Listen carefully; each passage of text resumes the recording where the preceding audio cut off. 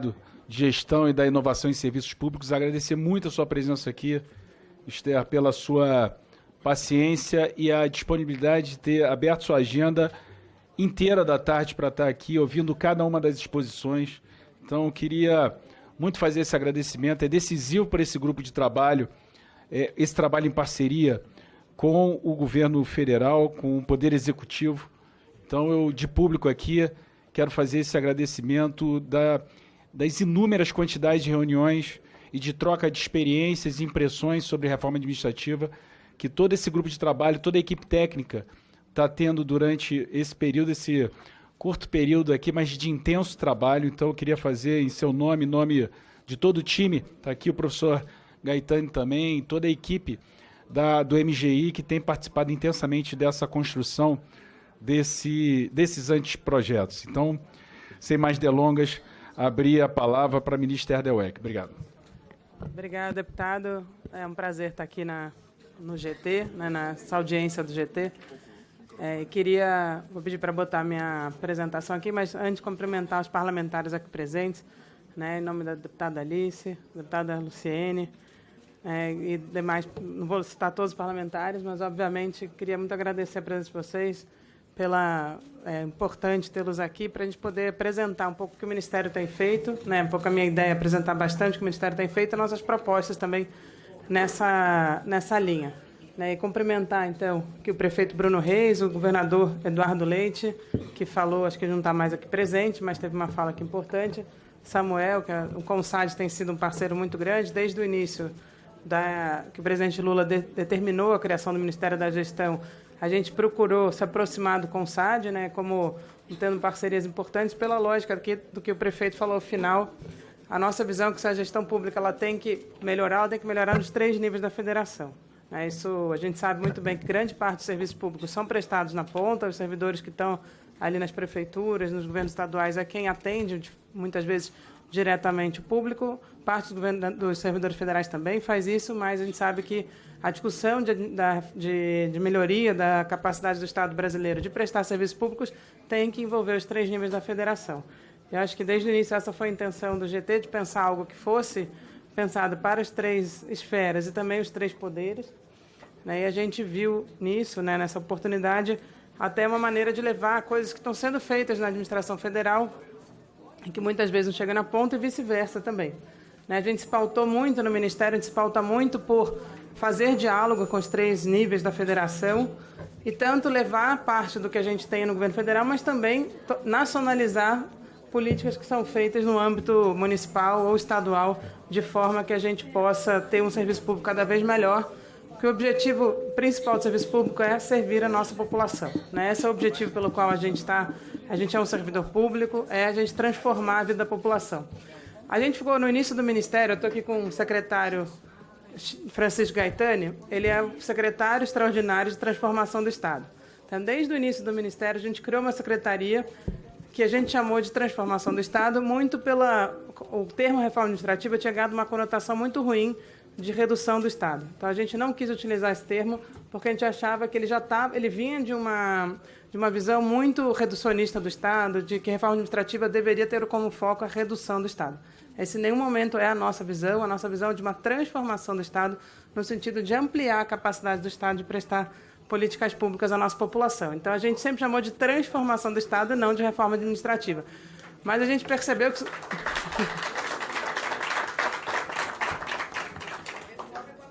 Exatamente. Aí, a nossa lógica... Mas a gente entende que a gente conseguiu avançar nisso. Se a gente percebe hoje em dia, as falas mudaram muito em termos de tom.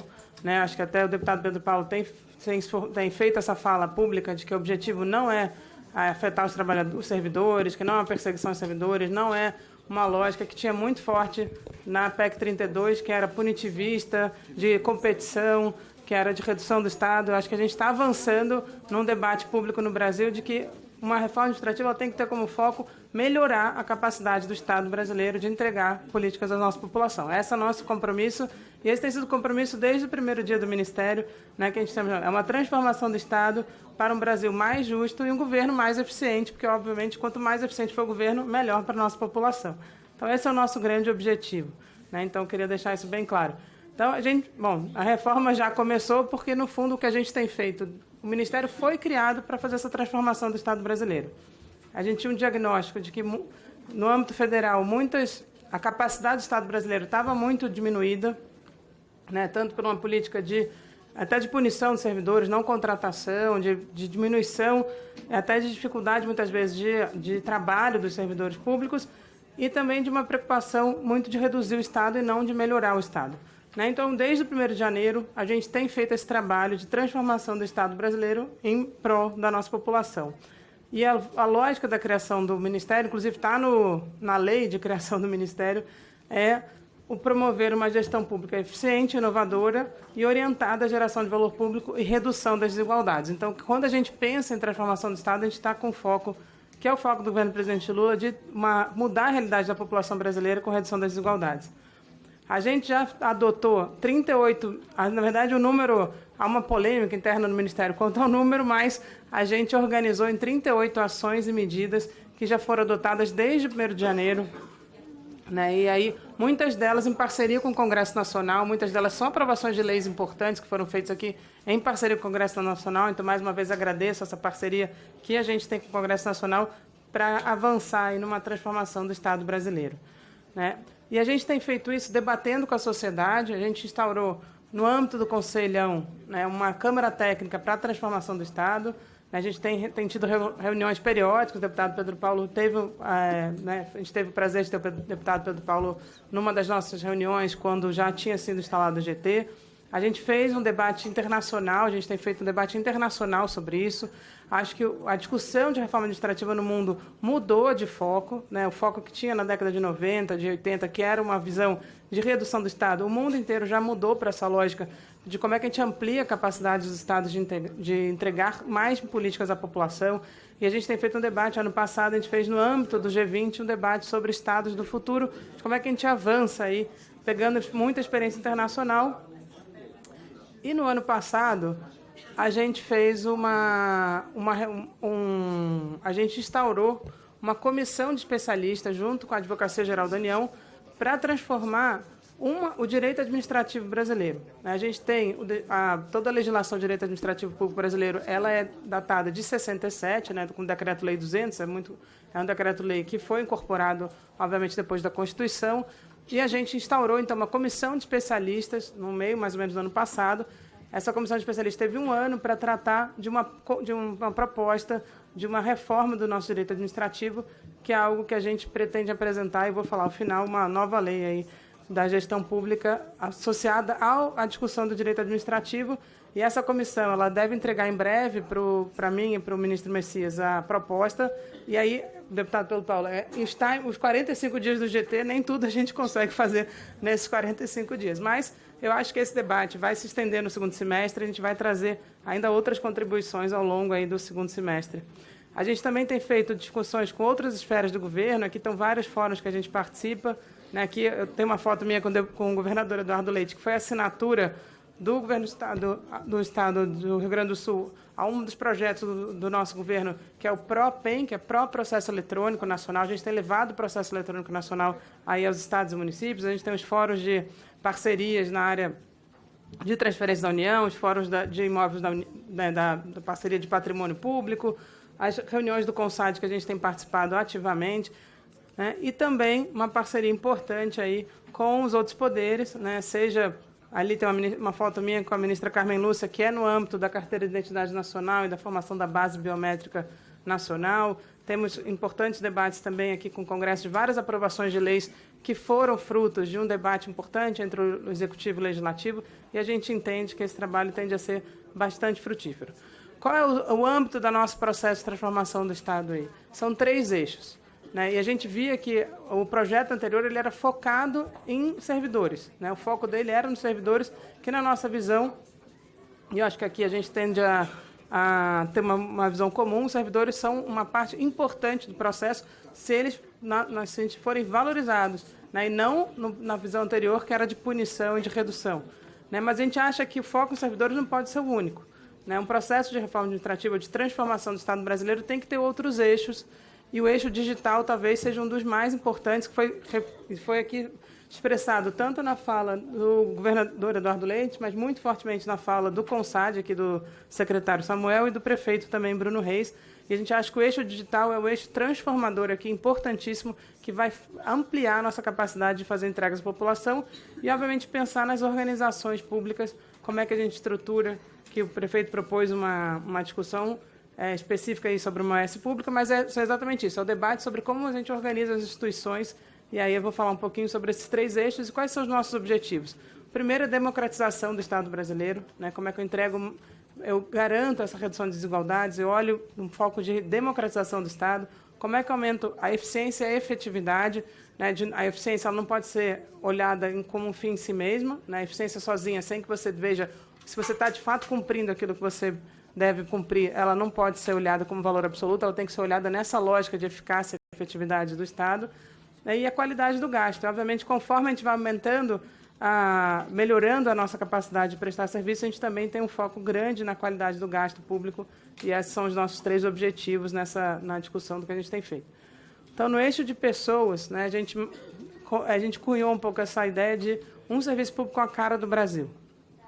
Né, ou seja, o concurso que foi aqui, a proposta do Samuel, a gente vai discutir, Samuel, como é que a gente faz isso, acho que talvez precise de algumas mudanças legais para isso, mas ficamos muito felizes com a proposta do CONSAD de participar do concurso público nacional unificado. Vocês sabem que o que a gente tem feito no Ministério é tentar torná-lo permanente e aí ter adesão dos estados e, eventualmente, dos municípios. Teve vários prefeitos também que pediram a adesão também das prefeituras para que a gente possa fazer uma prova que seja em âmbito nacional e possa melhorar nessa capacidade de seleção dos servidores públicos, né? Mas é isso. A gente quer uma força de trabalho que seja estável, profissionalizada. Acho que a profissionalização da força de trabalho é algo essencial para a boa prestação de serviço público, engajada, como a gente tem que ter servidores que estejam ali realmente engajados e querendo servir a população, né? E diversa. Né? Aí vem a lógica de você aumentar a diversidade dos servidores públicos para refletirem a população brasileira e, obviamente, com o objetivo de garantir uma melhor prestação de serviços públicos à nossa população. E quando a gente trabalha, a gente olha todo o ciclo laboral, desde a admissão até a aposentadoria. Então, a gente tem feito medidas que vão em todo esse ciclo laboral, né? Não vou me estender aqui, mas a gente já tem o nosso secretário aqui, José Celso, também está aqui. Aliás, o Ministério está praticamente inteiro aqui, todos os secretários quase vieram hoje aqui, porque, de fato, o Ministério é um ministério voltado aí para a gestão pública. Né? E aí eu... Obrigada. O que a gente já fez? Né? Então, o primeiro, no âmbito nessa área de servidores, das pessoas que servem ao serviço público, a gente ampliou muito a lógica de novo perfil de servidores. Então, a gente fez várias políticas nesse sentido, muitas delas aqui com aprovação legislativa. Né? Recentemente, a gente fez uma grande modernização de cargos. A gente tem feito um processo de transformação dos cargos obsoletos em cargos novos. A gente tem focado em carreiras transversais, e essa fala aqui acho que perpassou os 3 níveis da federação, como vocês podem perceber, é algo que está muito alinhado aqui nas 3 níveis da federação, de ter carreiras mais transversais, que possam atuar em vários múltiplos, porque a gente sabe que o processo de transformação do serviço público está cada vez mais veloz, então os servidores têm que ser capazes de atuar em mais de uma área. A gente está dimensionando a força de trabalho, né, levando em consideração vários critérios, entre eles a transformação digital que está ocorrendo, para que a gente possa saber que tipo de servidores eu preciso, principalmente olhando aí um cenário de médio prazo. Né? O concurso público nacional unificado, que felizmente foi algo que deu muito certo, a gente está aperfeiçoando ele cada vez mais para que ele possa ser uma política de Estado, uma política perene. Tivemos a aprovação aqui no Congresso, em parceria muito forte com, e aqui agradecer ao Instituto República e as demais instituições de sociedade civil, que atuaram junto com o Executivo e Legislativo para a aprovação da Lei Geral de Concursos Públicos, que essa era a lógica da gente poder também ter critérios mínimos, né, que orientem os concursos públicos em todas as esferas da federação. E a nova Lei de Cotas, que foi um grande avanço na nossa visão para tornar para o serviço público ter a cara do Brasil. E a gente sabe que essa é algo que precisa também levar para as demais esferas da federação, algo que no nível federal está cada vez mais consolidado. Fizemos uma ampla reestruturação de carreiras, né? A gente teve um alongamento das carreiras federais, a gente tem 30% das carreiras com menos de 20 níveis, e agora a gente tem 86% das carreiras com 20 níveis, porque a nossa lógica, acho que foi até o governador Eduardo Leite, aliás, muitas das coisas que o governador Eduardo Leite falou, muitas já foram feitas no âmbito federal há muitos anos, né, mas essa de alongamento foi mais recente, foi feita justamente nesse último ciclo, aprovado aqui recentemente no âmbito do nosso projeto de lei, que fez o reajuste e reestruturação das carreiras, né? Isso foi muito importante para a gente. A gente fez pela primeira vez uma regulamentação do estágio probatório, a lei do estágio probatório é da década de 90, nunca tinha tido uma regulamentação. A nossa lógica é exatamente ser esse período onde ainda não há estabilidade do servidor, servir para que a gente aumente o engajamento, que a gente possa, de fato, ver esse etos público dos servidores nesse período, né, fomentar esse processo de avaliação, de entregas, de engajamento, essa é a lógica, e de formação. Uma das inovações que a gente trouxe na regulamentação do estágio probatório é um programa de formação para todos os servidores públicos federais, inclusive aqueles que não tenham curso de formação na sua carreira inicial, mas mesmo para aqueles que tenham, se determinadas áreas que a gente está propondo para ser um plano de formação inicial, se não tiver no curso de formação deles, da carreira deles, eles terão que fazer também para a gente ter uma uniformização dessa formação dos servidores que entram. Eu acho que também foi dito aqui pelas 3 esferas, a formação continuada dos servidores é algo essencial para que eles possam estar sempre prontos, aderentes às necessidades do novo tempo, né? Então, isso é um ponto para a gente fundamental. A gente atualizou o programa de gestão de desempenho, né? Hoje em dia, a gente tem quase metade dos servidores públicos federais que aderiram ao programa de gestão de desempenho, e a gente trocou a lógica dele, que era de tarefas, né, de entregas de tarefas para os servidores, para focar nas entregas daquela unidade dele e nas entregas do Ministério ou do órgão ao qual ele é vinculado. Então, a gente mudou a lógica, né? Então, os órgãos e as unidades têm que definir o que elas vão prestar de serviço público para a sociedade, quais são as entregas, e os planos de trabalhos individuais têm que estar associados às entregas. Foi uma mudança muito importante e com também associado a isso uma avaliação e um sistema de avaliação mais organizado dos servidores públicos federais, né? E a gente tem agora um sistema tecnológico para isso, um sistema digital para isso, mas também padronizando critérios, tentando ter um sistema que saia de uma subjetividade e possa ter critérios mais objetivos de avaliação do desempenho dos servidores. A gente restabeleceu o sistema de negociação no âmbito federal, restabelecemos a Mesa Nacional de Negociação e todo um sistema de negociação. Está aqui o secretário Feijó, que conduz isso de forma brilhante, aí, em parceria com o secretário Zé Celso. Né? Eu esqueci de mencionar o secretário Pojo, que é o responsável pelo Programa de Gestão e Desempenho, secretário de Gestão e Inovação. E a gente trouxe também garantias trabalhistas aos terceirizados federais. A gente teve um amplo processo, acho que é muito importante dizer isso, já existem múltiplos vínculos no serviço público brasileiro. Né, muitos trabalhadores terceirizados no Serviço Público Federal e que tinham baixíssimos graus de garantias trabalhistas. A gente fez, a pedido do presidente Lula, a gente fez um decreto que garantiu uma série de garantias trabalhistas a esses trabalhadores que são essenciais para o Serviço Federal e que precisavam ter essas garantias trabalhistas mínimas aí, muito importantes, né, que a gente está implementando elas, entre elas uma discussão de adaptar a jornada deles à jornada dos servidores públicos federais. Eles tinham jornadas diferentes, né, garantia também do piso da categoria, uma série de coisas que eles não tinham direito, que a gente agora garantiu o direito a eles. E a gente retomou concursos, fez reajuste de salários, e ainda assim fizemos dentro dos marcos do arcabouço fiscal, e a despesa com o pessoal que vinha, ela vai deixar de cair como ela caiu por uma falta de concurso e falta de reajuste, e ela vai estar totalmente estável, alinhada com o PIB. Né? E aí, deputado, acho que a gente pode passar os números para você, que acho que houve uma dúvida, né? Mas ela está totalmente alinhada com o crescimento da nossa economia, na verdade, e, portanto, ela tende a ficar bastante estável nesse período dos 4 anos, mesmo com uma retomada de concursos, que era super importante, a força de trabalho estava, em algumas áreas, totalmente escassa, né? E a gente também, e o reajuste, que ficou muitos anos sem reajuste aí dos servidores federais, que estava comprometendo a capacidade deles de, minimamente, de sobreviver, alguns deles. Né? Quais são as novas propostas? Uma delas era até um dos motivadores da criação do GT, de certa forma, né, deputado, que foi, a gente colocou num projeto de lei que fazia o reajuste e a reestruturação que eu mencionei aqui, uma modernização de um sistema que foi previsto lá em 2008, que é um sistema de desenvolvimento de carreiras, né, o chamado SIDEC, que é a lógica que foi falada aqui também, tanto acho que pelos 3 aqui que me antecederam, a gente poder associar a progressão e promoção outros critérios que não apenas tempo de serviço. Né? Então, o tempo é um fator óbvio, né? Você tem que ter um exercício mínimo de uma progressão e promoção, mas para a gente é muito importante que você tenha outros critérios. Né? E o SIDEC justamente faz isso. A avaliação de desempenho individual é um dos critérios, mas tem outros institucionais importantes e a gente, inclusive, permitia que pudesse ter novos critérios adaptados à realidade de cada carreira, de cada órgão. Né? Isso seria uma autorização legal e, a partir daí, a gente regulamentaria isso em parceria com cada ministério e, para a gente, isso é muito importante. E ali a gente estava colocando tanto uma lógica de tirar... Porque a versão original ela tinha uma questão de competição de servidores que a gente estava tirando para ser todo mundo que se desenvolver bem poderia ir progredindo, mas teria que, obviamente, ter um bom desempenho. Né? Lembrando que, na nossa visão, a estabilidade é algo importantíssimo como defesa do Estado brasileiro, mas ela não pode ser um prêmio ao mau servidor. Né? Então, acho que a nossa visão é estabilidade com avaliação de desempenho, porque a gente tem que premiar os bons servidores, inclusive para que eles não se sintam, né, como carregando nas costas o serviço público. A gente sabe que a grande maioria dos servidores públicos são extremamente engajados e eles merecem ser reconhecidos por isso, e a avaliação de desempenho permite, inclusive, esse reconhecimento. Então, a gente tirou a competição de servidores, a gente é contra a competição de servidores, mas a gente é a favor de uma boa avaliação de desempenho e que ela seja associada, assim, ao processo de progressão e promoção nas carreiras.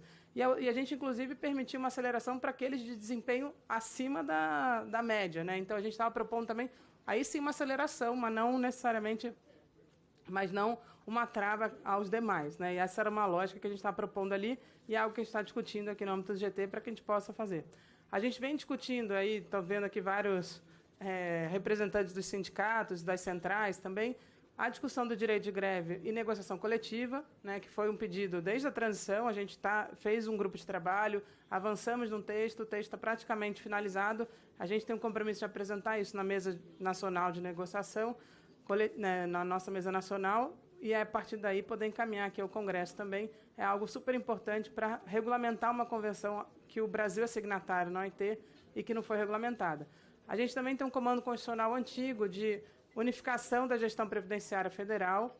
No governo anterior, ela tinha sido colocada para o INSS, a gente discordou dessa ideia de levar para o INSS, porque o INSS tem que cuidar do regime geral, e a gente está propondo, aí sim, uma criação de uma gestão centralizada, mas no âmbito não do INSS, sim de uma instituição focada nisso.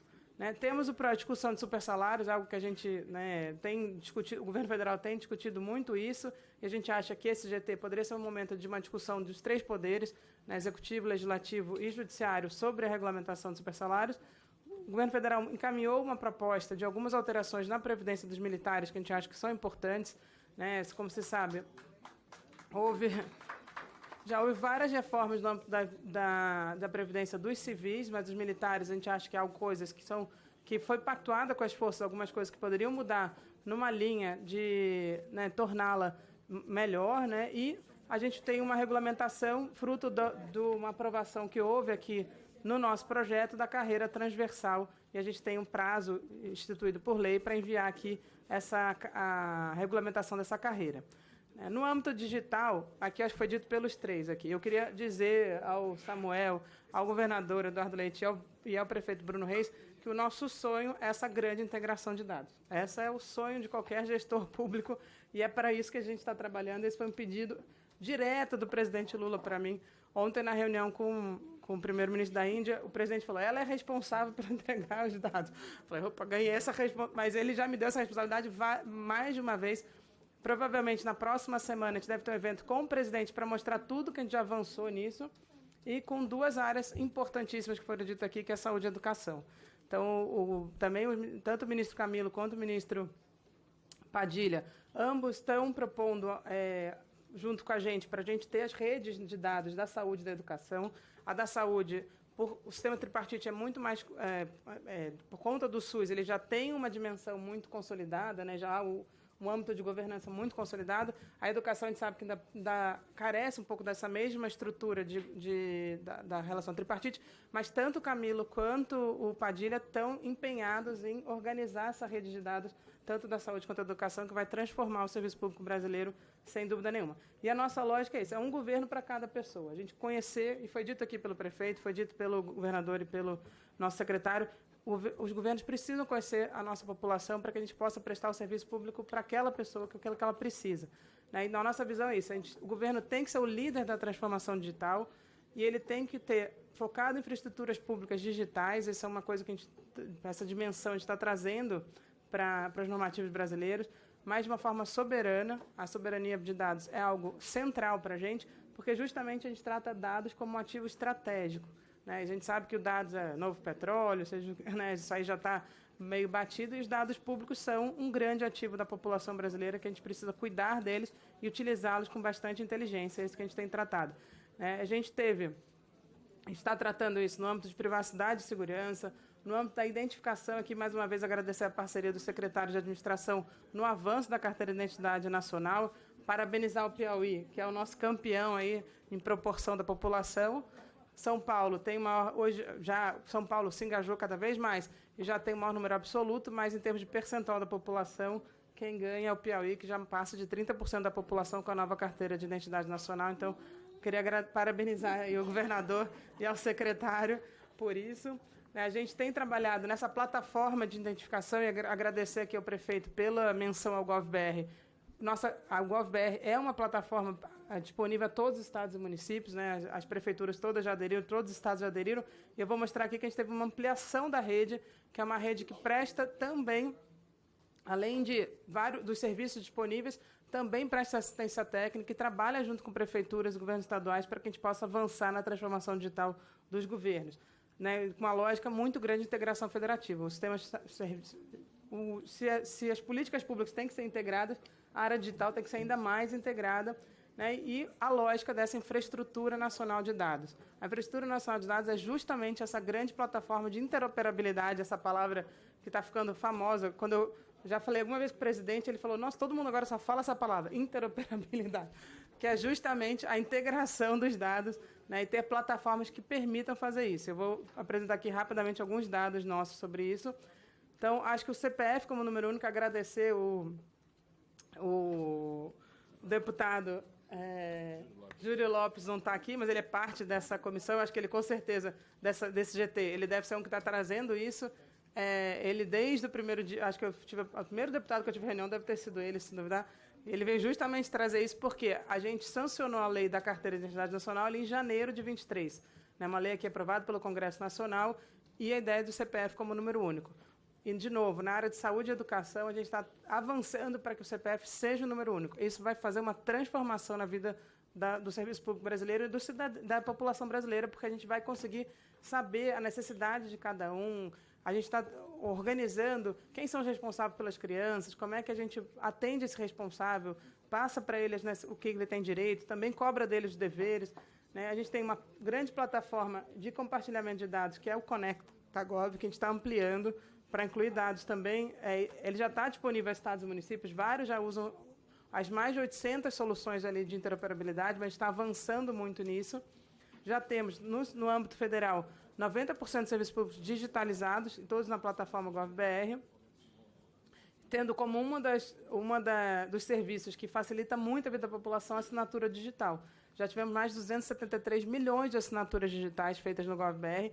A gente fez uma estimativa aí, dá uma economia para a população, isso não é para o governo, é para a população de mais de 2 bilhões de reais, em não ter que fazer como é que chama? Reconhecimento de firma, não ter que se... E a gente nem colocou aqui o deslocamento para fazer o reconhecimento de firma. Isso aqui é só o custo médio de reconhecimento de firma. E um avanço muito grande na digitalização dos 3 níveis da federação. Então, a gente tem a Estratégia Nacional de Governo Digital, que também é uma atribuição legal, e a gente fez, fazendo seminários regionais para ouvir todos os entes da federação, fizemos diretrizes básicas, estamos trabalhando no apoio aos entes federados, para que eles façam as suas estratégias. A gente tinha uma realidade de pouquíssimos estados, nem todos os estados tinham estratégias de governo digital, e praticamente nenhum município tinha. Apenas 30% dos municípios tinham um projeto de TI, quanto mais de um projeto de governo digital. Então, a gente fez o PROPENS, foi um decreto do presidente Lula, que é para permitir a gente levar o processo eletrônico nacional a todos os entes da federação, uma parceria com o TRF4, que desenvolveu o SEI. O SEI é um sistema que foi muito conhecido, mas o PEN, na verdade, o processo eletrônico, ele tem mais 4 outros serviços digitais que se acoplam para poder fazer toda a tramitação de documentos e a gente sair do papel. E a rede GovBR, que queria dar um destaque para ela, deputado Pedro Paulo, porque eu sei que uma das preocupações nossas é como é que a gente faz a modernização no 3x3, né? E aqui a gente já tem hoje, a gente tinha 160 municípios na rede GovBR no final de 2022, e a gente já tem 2.004 municípios, que a data aqui, na verdade, está desatualizada, é a data de hoje, 9 de julho.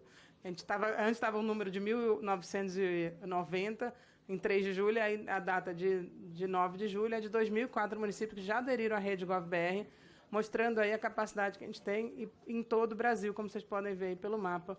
E ela presta serviços, inclusive, justamente de assistência técnica também aos estados e municípios. A gente vai propor aqui ao GT que a gente faça uma atualização da Lei de Governo Digital, justamente para trazer um pouco mais de responsabilidade, de compromisso e dessa integração de dados, a gente fortalecer isso. Então, a gente vai trazer algumas propostas aqui de atualização da Lei de Governo Digital. Ela é uma lei muito interessante, já bem completa, mas a gente acha que ela ainda pode avançar mais. E um dos focos que a gente tem é nesse atendimento presencial dos serviços digitais. A nossa população, ela tem um grau de maturidade, de inclusão digital alta, mas ela não é 100% incluída digitalmente. Então, o governo ele vai avançando digitalmente, mas ele não pode excluir quem não está incluído no digital.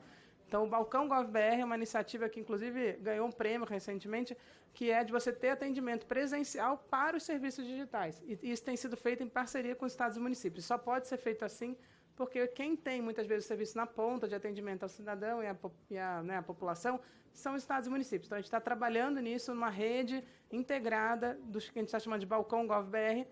E o caso recente do INSS mostrou isso, né? Os Correios acabaram sendo esse espaço de acesso presencial para que as pessoas...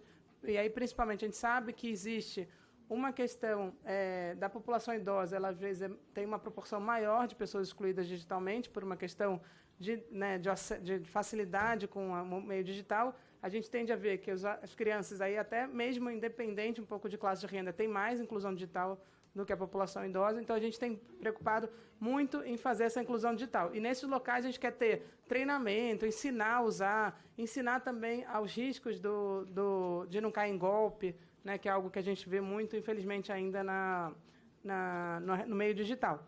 A gente tem trabalhado nessa base de dados do Brasil, que eu já falei bastante, em poder usar a inteligência artificial. E aí eu queria dizer uma coisa, foi dito aqui, acho que talvez pelo prefeito, a gente está montando uma plataforma de uso de IA no serviço público com ética, mas que esteja disponível aos entes do governo federal, mas também estados e municípios. Uma plataforma básica que você vai poder pensar em soluções que possam ser compartilhadas e a gente usar a inteligência artificial a serviço da população, né? E não para substituir os homens, né, e as mulheres, mas sim para apoiar no trabalho dos nossos servidores e servidoras, né? Principalmente naquele trabalho que é repetitivo, que é massificante e que pode realmente... Mas também no serviço de ponta. A gente sabe que na saúde, na área de diagnóstico, a inteligência artificial, essa sim pode, às vezes, superar e muito a nossa capacidade de diagnóstico rápido. Então, a gente está trabalhando em diversas frentes para que a inteligência artificial auxilie e melhore a nossa capacidade de prestar serviço público. E em automação de benefícios, né, a gente também está trabalhando muito nessa integração de bases de dados para automatizar benefícios que a população tem direito, né, poder combater fraudes e melhorar a gestão. Então, a gente está trabalhando muito no digital com esse foco. E o último eixo aqui são das organizações, né, então a gente acha que a gente tem que pensar essas instituições organizacionais para melhorar também a capacidade delas de prestar serviços. E a gente tem trabalhado em 5 grandes eixos. Em arranjos organizacionais, né, a gente tem trabalhado na área de melhoria de eficiência, inovação, então aumentar a capacidade de inovação. Queria dizer que a nossa proposta de alteração do direito administrativo ela tem como um dos focos a capacidade de inovação, né, e acho que foi aprovado no Congresso Nacional uma lei muito importante chamada Lei do Erro. Né, e se você vai inovar, você vai errar. E a gente sabe que os servidores têm que estar protegidos, né, de não serem perseguidos por um erro que foi totalmente de boa-fé tentando inovar.